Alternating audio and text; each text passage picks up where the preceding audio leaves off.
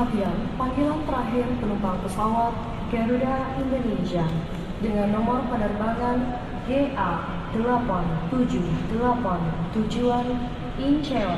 Dipersilahkan segera naik ke pesawat udara melalui pintu 2B. Terima kasih. Your attention please. This is the final call for passengers of Garuda Indonesia on flight number GA8782 Incheon. Kenapa nih ngapain? 16. Nah, 16 kenapa?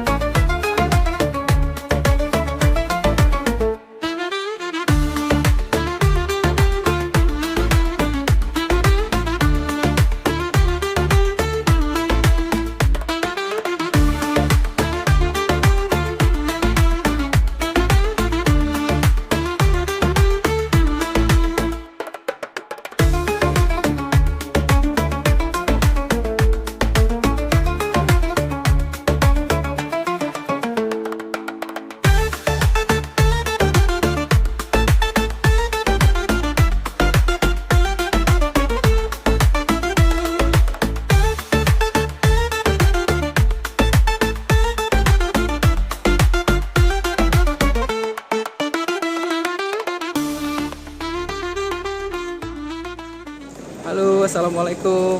Ya, baru ngomong nih di video. Selamat datang di channel YouTube ala-ala. Ceritanya lagi jalan-jalan ke Eropa, mau ke Roma dan juga Paris ya. Saat ini kita lagi transit di Abu Dhabi International Airport. Saat ini waktu setempat menunjukkan pukul 12 kurang 10 ya, 23.50 ya, atau di waktu Jakarta itu jam 3 kurang 10. Jadi selisih 3 jam. Tadi kita berangkat dari Jakarta itu jam 6 sore ya. Terus sampai di sini jam 2 dini hari tadi ya, sudah hampir sejam. Dan nanti kita akan berangkat lagi dari sini sekitar pukul 4.50 waktu Jakarta atau 1.50 waktu Dubai untuk melanjutkan perjalanan dari Dubai menuju kota Roma, Italia. Oke, gimana keseruannya? Ikutin terus di sini.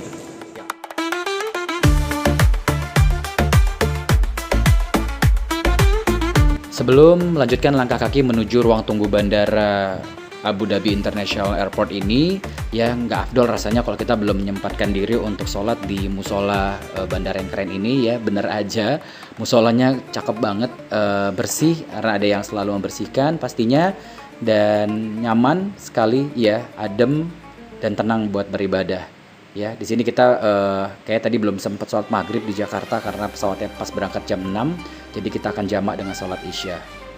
Oke, kita sholat dulu.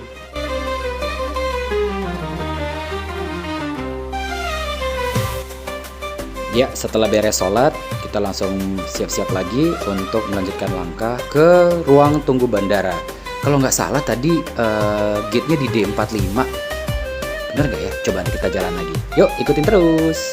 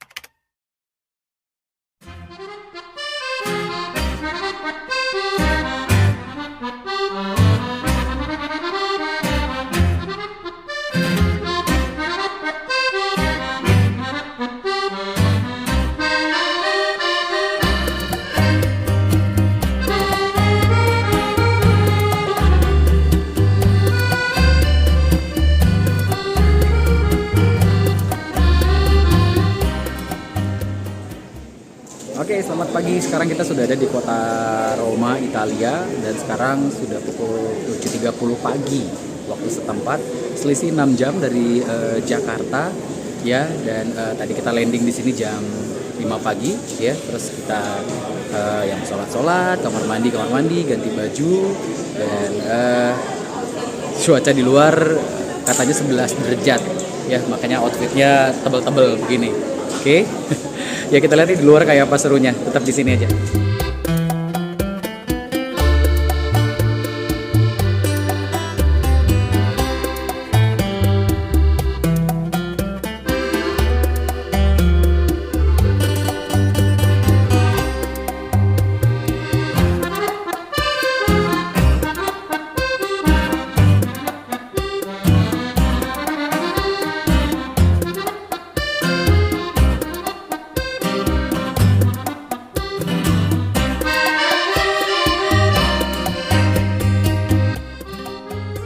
Ya, sambil nunggu waktu keluar bandara, kayaknya kita pengen nyobain dulu nih espresso Italiano.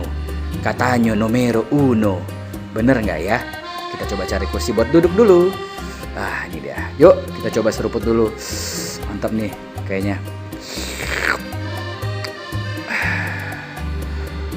Espresso numero uno.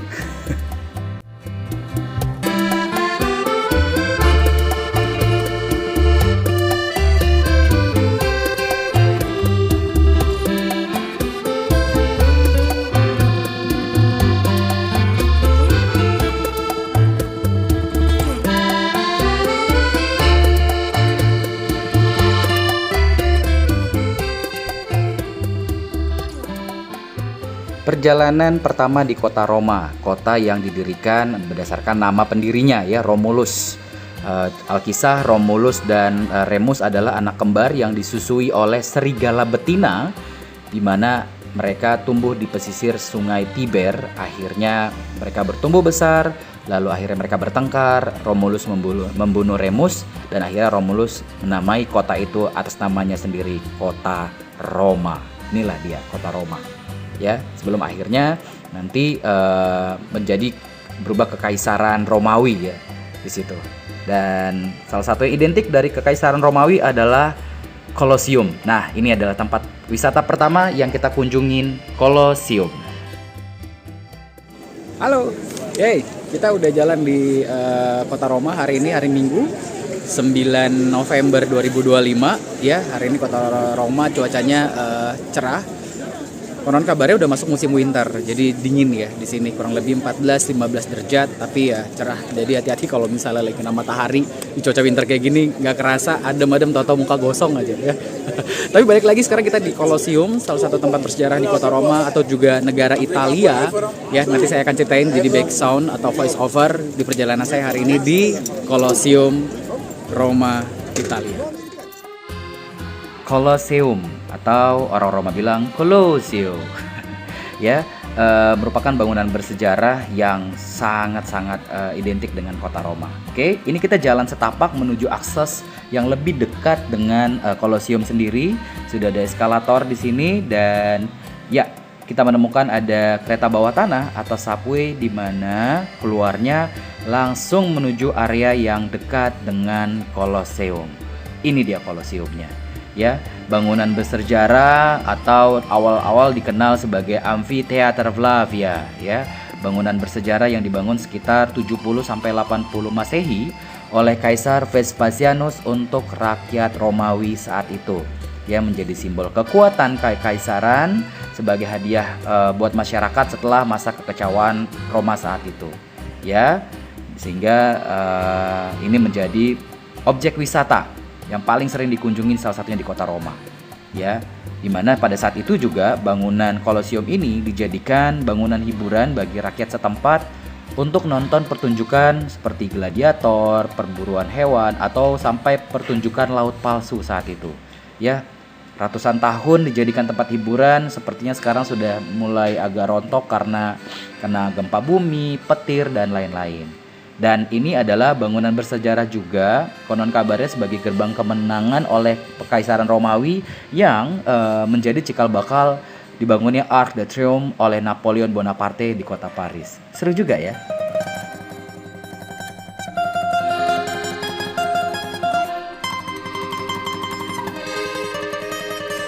Oke, setelah puas berkeliling di kawasan Kolosium, kita melanjutkan perjalanan hari ini di kota Roma. Iya, ini adalah penampakan jalanan kota Roma modern ya. Adapun sejarah kota Roma modern ini dimulai sejak penyatuan negara Italia tahun 1870, di mana Roma dipilih menjadi ibu kota negara menggantikan kota Firenze. Saat itu, sekitar tahun 1875, ya, Roma langsung mengalami modernisasi dan urbanisasi besar-besaran ya pasca Perang Dunia Kedua.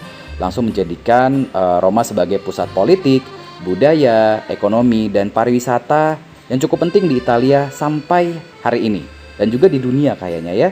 Nah, kita lihat di sini sudah cukup banyak orang berlalu lalang dan kita pun akan melanjutkan perjalanan mencari makan siang lalu kembali ke hotel untuk beristirahat hari ini.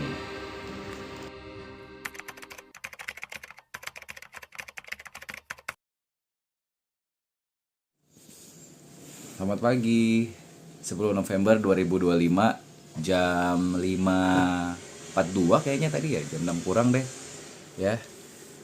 Dari kamar 518 ada saya dan Pak Adang. Pagi Pak Adang. Pagi. Tuh, baru habis sholat subuh ada ya. Kita hari ini masih banyak perjalanan, so kayaknya harus siapin banyak tenaga. Hari ini jauh lebih banyak jalan dibanding hari kemarin ya. Jadi mungkin banyakin sarapan, banyakin stretching biar nggak sakit-sakit kakinya. Dan hari ini rencananya mau ke Vatikan, terus Spanish Step, terus Fontana, dan cukup banyak destinasinya. Tungguin aja.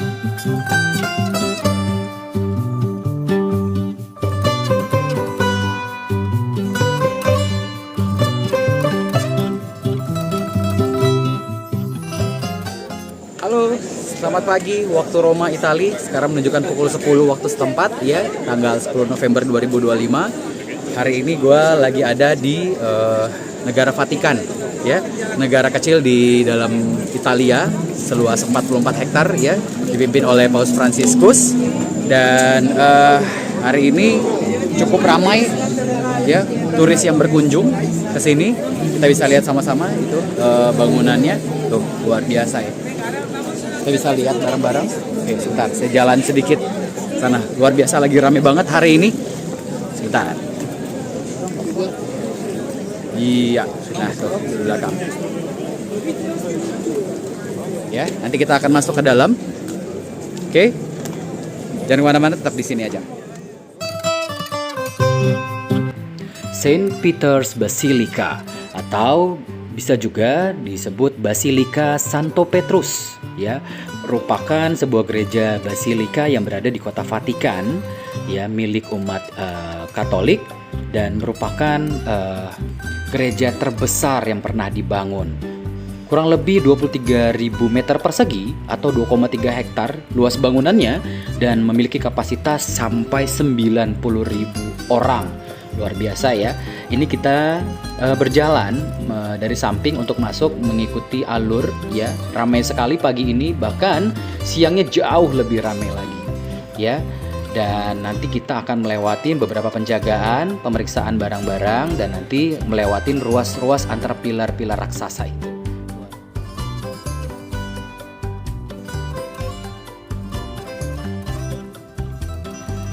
Iya, kita sudah masuk ke bagian pekarangan depan dari Basilika Santo Petrus ini. Dan kita bisa lihat ya, pilar-pilarnya banyak sekali. Saya belum sempat menghitung berapa jumlah pilarnya, tapi yang sempat saya hitung adalah durasi pembangunan dari Basilika ini. Konon kabarnya sampai 1 abad guys. Ya, luar biasa. Dari abad ke-16 sampai abad ke-17. Dari tahun 1506 sampai 1627 kurang lebih ya, 120 tahun lebih. Tidak heran bangunannya luas sekali ya, dan memiliki nilai arsitektur yang luar biasa. Dan tahun ini saya baru tahu belakangan ternyata merupakan tahun suci bagi umat Katolik karena dibukakannya pintu suci ya oleh Paus atau Holy Door. Ya, jadi tidak heran tahun ini merupakan tahun yang cukup ramai wisatawan atau yang ingin beribadah berziarah ke Basilika Santo Petrus ini. Ya, kita makin masuk ke dalam untuk bisa masuk ke pintu depan, dan saat ini cuacanya cukup segar guys, di 15 atau 16 derajat karena sudah bulan November, akan memasuki musim winter. Ya, kalau di pertengahan tahun bisa sampai 25 sampai 30 derajat. Lumayan juga tuh panasnya. Ya, kalau sekarang masih segar. Enak buat jalan-jalan ke dalam.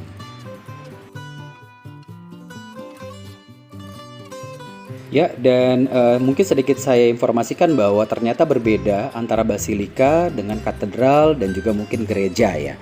Dimana kalau katedral sendiri mungkin kita sudah sering dengar merupakan gereja utama keuskupan, tempat uskup berkedudukan atau memiliki katedra.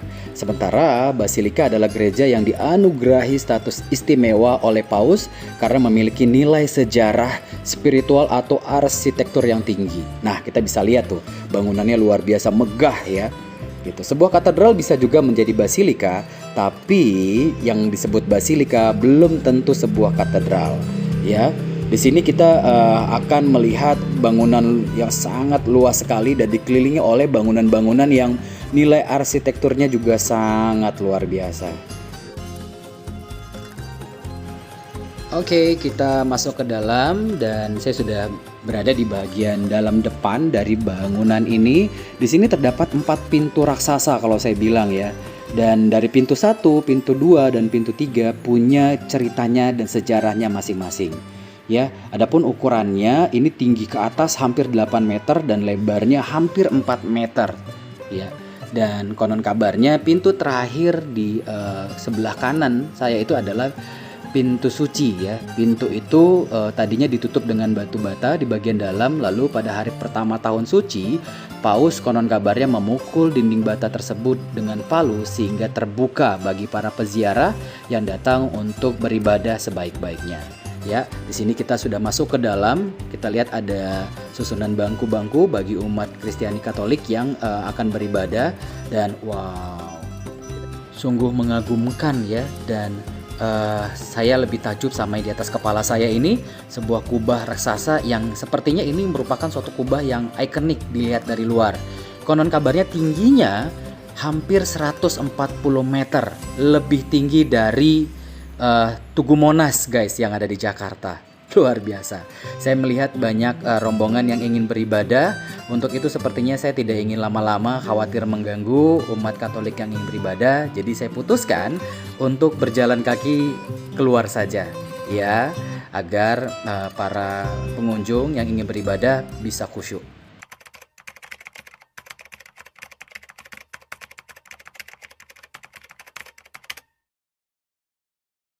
A few moments later.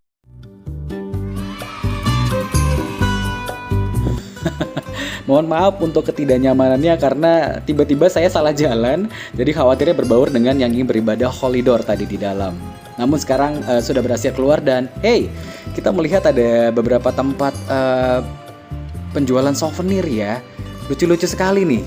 Waduh, kalau tidak sedang buat vlog ini sepertinya saya akan belanja nih di seputaran situ ya, karena ada beberapa spot yang kayaknya punya koleksi souvenir yang lucu-lucu nih untuk dibawa pulang ke rumah ya. Duh, kira-kira beli apa ya enaknya di sini nih? Topi atau baju ya? Iya, tadi kita udah masuk ke dalam dan ini saya lagi ada di depan toko souvenir tempat para pengunjung datang untuk membeli oleh-oleh. Ya, di sini cukup beragam oleh-oleh yang disediakan dengan harga yang bervariasi. Mungkin bisa sambil dilihat, cukup banyak.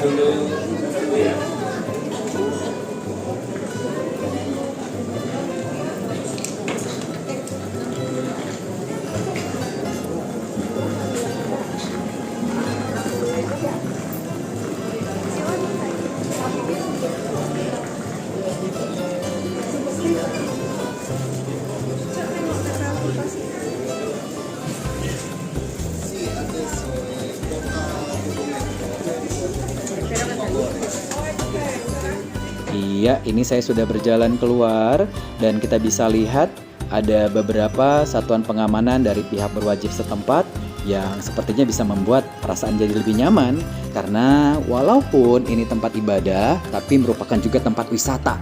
Nah, biasanya di tempat wisata suka ada copet yang suka jalan berdempet-dempet tapi tangannya bergerak seperti roket, bikin hilang kita punya dompet. Hai, bisa aja aku. Ya, kita sudah berjalan seharian, gak terasa sudah siang dan perut juga sudah mulai lapar. Ya, beserta rombongan saya berjalan menuju tempat makan siang kita hari ini. Dan menu makan siang kita hari ini merupakan yang favorit kayaknya kalau jalan-jalan di Eropa ya, yaitu Chinese food, dan nama tempatnya Tianxin Restaurant. Yuk kita masuk ke dalam. Duh, lapar.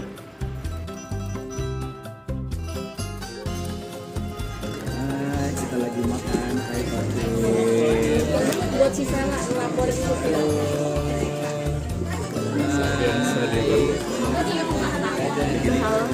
Halo. Halo. Halo. Bye bye. Jalan lah. Hai, Kak Meli.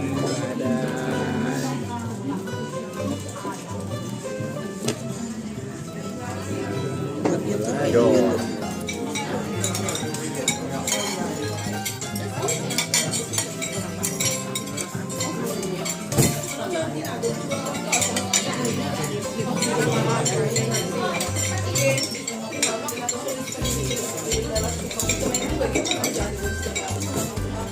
Setelah perut terisi, kami pun melanjutkan perjalanan.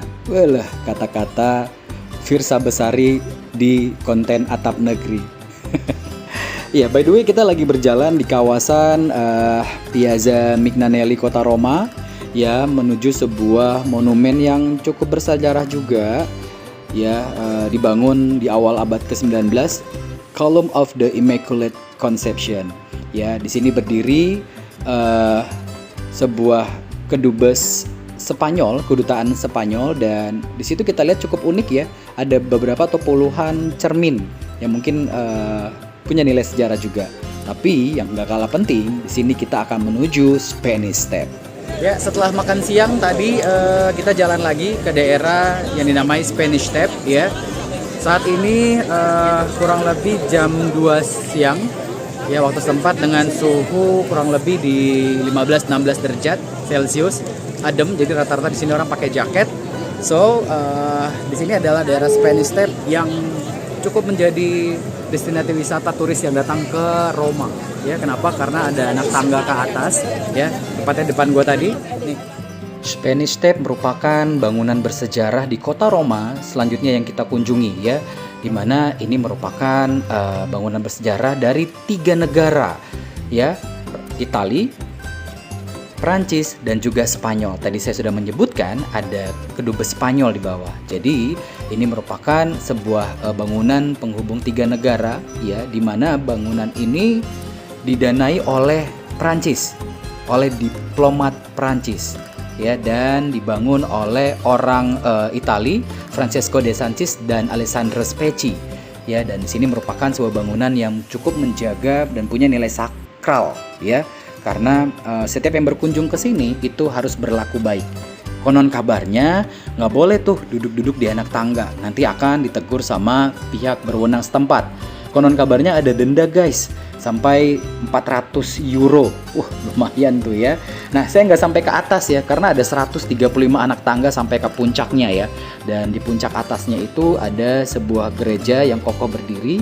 Nama gerejanya itu adalah Trinitia di Monti ya, dan itu dibangun di awal abad ke-18 sekitar 1723 sampai 1725. Nah, itu ada yang duduk tuh. Kayaknya itu orang bakal ditegur deh sama pengawas yang ada di sini dan nggak boleh. Tuh, bener kan? Langsung disuruh berdiri. Aduh, luar biasa ya. Ketat sekali peraturannya. Oke, setelah muter-muter di kawasan Spanish Step, saya lanjut lagi nih ke tempat wisata selanjutnya. Apa ya? Nah, saya sudah tiba di sebuah destinasi wisata berikutnya yang disebut Trevi Fountain. Apa ya Trevi Fountain? Saya lihat dulu Trevi Fountain atau yang disebut air mancur Trevi ya, dibangun di abad ke-18 tahun 1762 oleh seniman Nicola Salvi ya. Ada cerita menarik guys di Trevi Fountain ini, di mana turis yang kesini bisa balik lagi ke kota Roma ya, dengan cara melempar koin ke dalam kolam yang jernih banget itu ya. Jadi kita ngelempar koin membelakangi kolam pakai tangan kanan melewati bahu kiri. Kalau koinnya jatuh ke kolam, dipercaya kita bisa balik lagi ke kota Roma. Wah, seru ya. Dan ada yang lebih seru lagi. Jadi setiap turis banyak yang ngelempar koin sehingga koinnya terkumpul.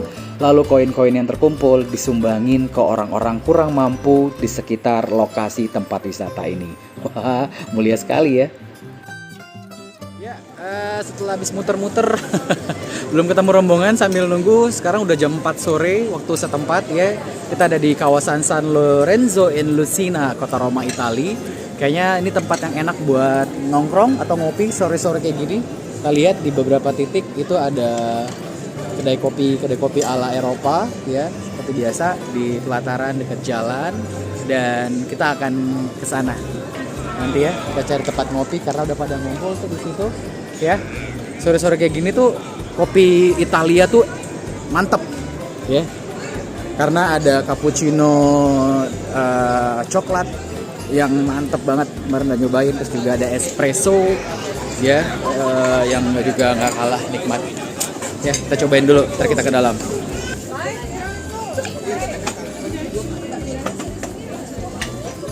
Tehnya, wow, ngopinya tadi udah selesai. Sekarang kita berbaur lagi sama rombongan yang lain ya. Nah, kita lagi di jalan menuju Neptune Fountain ya, air terjun Dewa Neptunus, dewa laut, adiknya dewa Zeus ya. Katanya tempatnya seru, tempatnya bagus katanya ya. Kita coba akan lihat nih, sekarang kita menuju ke sana dan wow. Iya, kota Roma benar-benar mengejutkan saya. Di dalam sebuah gang terdapat sebuah alun-alun atau bahasa Romanya piazza yang menarik banget. Ini disebut Neptune Fountain ya, sebuah alun-alun yang berisi bangunan-bangunan berarsitektur tinggi dan juga monumen air mancur Neptunus. Konon kabarnya beberapa monumen di sini dibangun di abad ke-16 sekitar 1560. Ceritanya pejabat masa itu sedang mengadakan sayembara perlombaan untuk membangun yang namanya air mancur Neptunus saat itu ya. Dan akhirnya seorang seniman bernama Baccio Bandinelli itu berhasil membuat patung atau juga karya seni air mancur Neptunus ini ya. Dan di sini sepertinya itu ada sebuah tempat bersejarah ya yang sangat luar biasa. Di alun-alun ini berisikan banyak sekali seniman guys. Dari seniman seni lukis, terus juga ada seni yang lainnya ya, seperti ada seni musik. Nah, nanti kita akan dengar seni musik yang satu ini. Nih, syahdu sekali dengerinnya ya. Saya sampai terpana dan menarik banget.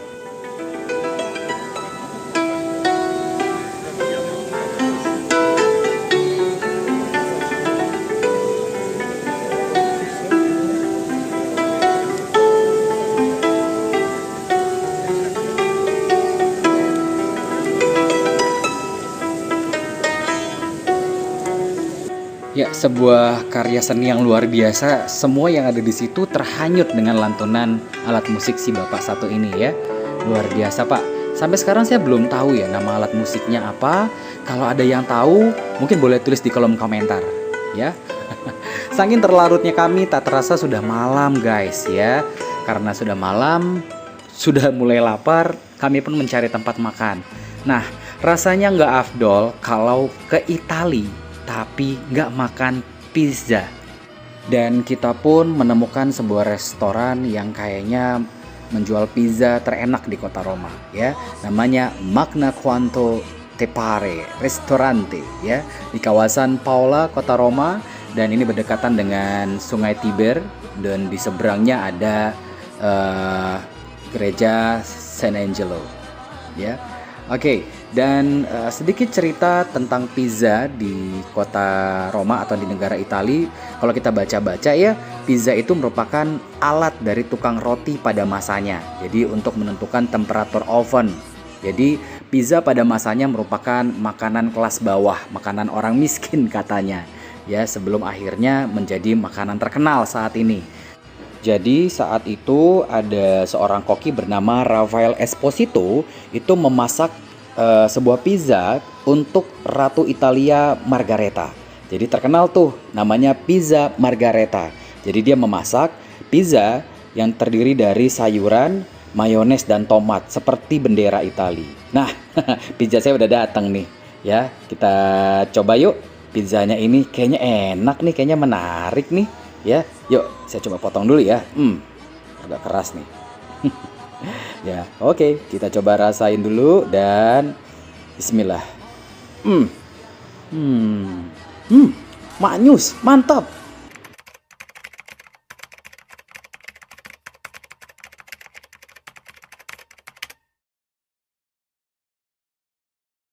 Halo, selamat pagi waktu Roma, Italia. Ya, sekarang menunjukkan pukul 7 pagi waktunya Roma, Italia. Dan kita tadi pagi-pagi sudah dibangunin subuh-subuh untuk berangkat segera ke bandara. Bandaranya Fiumicino ya, salah satu bandara di selatan kota Roma. Dan pagi ini kita akan berangkat ke kota Paris di Prancis ya, ke bandara Orly kalau nggak salah namanya. Ya, dan perjalanannya nanti akan menempuh 2 jam. Anyway, di kota Roma sendiri pagi ini cuacanya luar biasa dingin ya, sekitar 4 derajat. Ya, jadi mungkin karena masih pagi juga ya, jam 7 pagi. Jadi buat yang di luar rata-rata sih pakai sarung tangan, pakai jaket tebal semuanya. Gitu ya. Dan bandaranya cukup besar dan ada duty free yang cukup besar seperti layaknya sebuah mall. Gitu. Jadi buat yang pengen belanja-belanja ya, ada tempatnya di bandara ini. Oke. Gimana nanti perjalanan kita menuju kota Paris? Tetap di sini aja, kita dengerin ceritanya gimana.